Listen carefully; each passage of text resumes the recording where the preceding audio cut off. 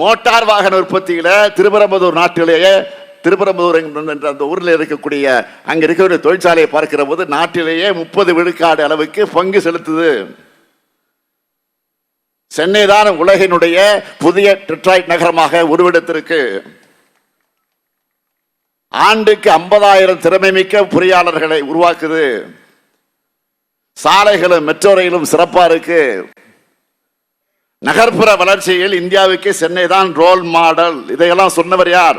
பாஜகவை சார்ந்த ஒன்றிய அமைச்சர் ஜோதிர் ஆதித்யா சிந்தியா அவர்கள். ஆனால் இங்க இருக்கக்கூடிய ஆளுநர் ரவி அவர்கள் மட்டமாக பேசுகிறார். அப்படின்னா அவர் என்ன கெட்டதாக இருக்கு? ஆண்டுக்கு ஒரு முறை சட்டமன்றத்துக்கு வருகிறார், அவைக்கு வருகிறார். மாநில அரசு தயாரித்து தர அறிக்கையை படிக்க வேண்டியதுதான் ஆளுநருக்கு இருக்கக்கூடிய ஒரே வேலை. அதை கூட செய்யாம முரண்டு பிடிக்கிறார். நாட்களுக்கு முன்ன நாடாளுமன்றத்தில் நம்முடைய பிரதமர் மோடி அவர்கள் உரையாற்றினார். ஆளுநர் செய்கையை கண்டிச்சு பேசி இருக்கிறார். ஒன்றிய அரசு தயாரித்து வழங்கின உரைய பிரதமர் பேசுகிறார். ஒன்றிய அரசு தயாரித்து வழங்கின உரைய மாண்புமிகு குடியரசுத் தலைவர் ஜனாதிபதி குடியரசுத் தலைவர் அவர்கள் இந்த அவையிலே வாசித்தார். அதே போல மாநில சட்டமன்றங்கள்ல அந்தந்த மாநில அரசுகள் வழங்கக்கூடிய உரைய ஆளுநர்கள் வாசிக்கிறதும் நாட்டின் மரபு. குஜராத்தில் நான் முதலமைச்சராக இருந்தப்போ, யாரு மோடி சொல்லுகிறார், குஜராத்தில் நான் முதலமைச்சராக இருந்தப்போ எங்க அரசு தயாரிச்சு கொடுத்த உரைய அன்றைக்கு ஒன்றியத்தில் காங்கிரஸ் கட்சியின் ஆட்சி, காங்கிரஸ் ஆளுநர்கள் வாசிச்சாங்க. இதை யார் சொல்லுகிறார்? பிரதமர் அவர்கள் அடுத்த நிறுத்தமாக அவைகளே மாநில அரசுக்கு கட்டுப்பட்டு ஆளுநர் செயல்படும் என்கிற உண்மையை பிரதமர் மோடி அவர்களே ஒப்புக்கொண்டிருக்கக்கூடிய நிலையில நான் கேட்கிறேன், இதற்கு என்ன பதில் சொல்ல போகிறார் ஆளுநர் ரவி அவர்கள்? நீதிமன்றத்தில் இருக்க அந்த பிரச்சனை எல்லாம் இன்னும் ஒரு வாரத்துக்குள்ள வரும்.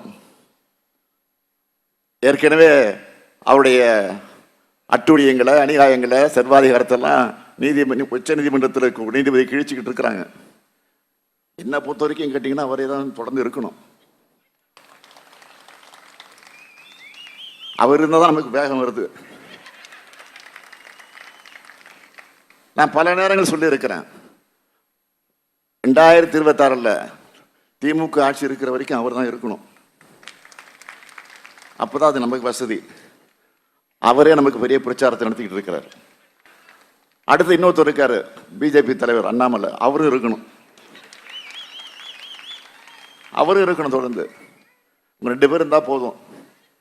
நாம பிரச்சாரம் செய்ய வேண்டியது, அவங்களே பிரச்சாரம் செய்து நம்ம ஆட்சியை மீண்டும் மீண்டும் கொண்டு வந்து தமிழ்நாட்டில் உட்கார வச்சிருவாங்க. நான் கேட்க விரும்புவது, இவ்வளவு நடந்திருக்கு பிறகு, பிரதமர்களே சொல்லியதற்கு பிறகு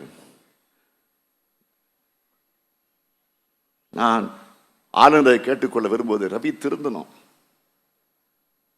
வேற எதையும் கேட்கல. நான் பிரதமரை பார்த்து கேட்க விரும்புவது, நீங்க குஜராத் முதலமைச்சராக இருந்தப்போ என்ன கேட்டீங்களோ அதைத்தானே பிரதமராக இருக்க உங்ககிட்ட நாங்க கேட்க தோணும். ஆளுநர் இல்ல யாரா இருந்தாலும் சரி தமிழ்நாட்டு வளர்ச்சியை தடுக்க முடியாது. தமிழ்நாட்டில் இன்னைக்கு நம்ம செஞ்சிட்டு இருக்கக்கூடிய வளர்ச்சி யாரால் தடுக்க முடியும்? எந்த கும்பலாலும் அதை தடுக்க முடியாது. அது அவங்களுக்கும் தெரியும்.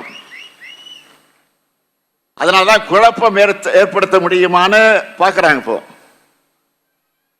தமிழ்நாட்டில் ஏதாவது புது பிரச்சனையை கிளப்பி கலவரம் செய்யலாமா, வன்முறைக்கு வழி அமைக்கலாமா என்று செயல்படுறாங்க.